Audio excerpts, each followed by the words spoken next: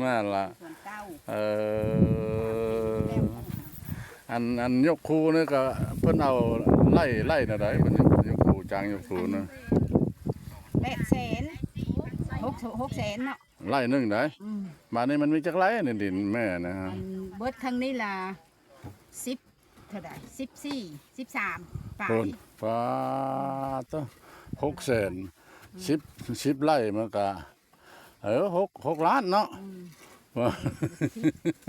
12ล้านปลาย เบิดนี่ คำโบราณปัดน้ำมันปัดขึ้นเขาก็ไล่ค่าน้ำมันเขา เขาก็บ่ได้เป็น แม่นละแม่นนะรถกาแฟโดย ไปให้มันเพราะมันเป็นนี่แหละ โดย อันบ่ อีหล่านี่ก็ปลูกบ่อยละฮะปลูกบ่ ได้น่ะล่ะ เอา ปลูกเด้อปลูกวันบ่ปลูกละหอบลำมันไปให้แม่เด้อให้แม่เฒ่าเด้อล่ะเด้อหอบใส่กระยังไปนะเด้หอบใส่อันนี้ก็จูมไปให้แม่เฒ่าปลูกได้เงินมาแล้วไปซื้อนมล่ะได้เวียกย้อนเด้ เออ แล้วเข้า เออ กั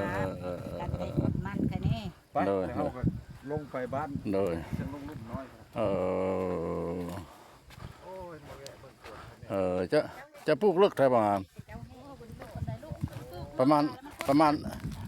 2ข้อมือบ่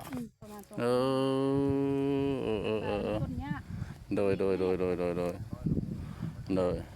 เอาทั้งปิ้นทั้งตามันขึ้นเลยเนาะแม่นเหรอวะบางคนว่าคันหาบ่เอาทั้งตาได้แม่ในได้ตามันนี่คันบ่เอาทั้งนี้ลงแล้วมันบ่อยากออกว่าบ่เอามันตายบางคนมันเขาเห็นเขาไปปลูกกันเขาเอาทหารไปปลูกอยู่ดินใต้ดินค่อยเฉียบไปเลยบ่ได้เรื่องเดี๋ยวมันออกมามันก็ห่างแล้วตัวคืนตัวบ่คืนแล้ว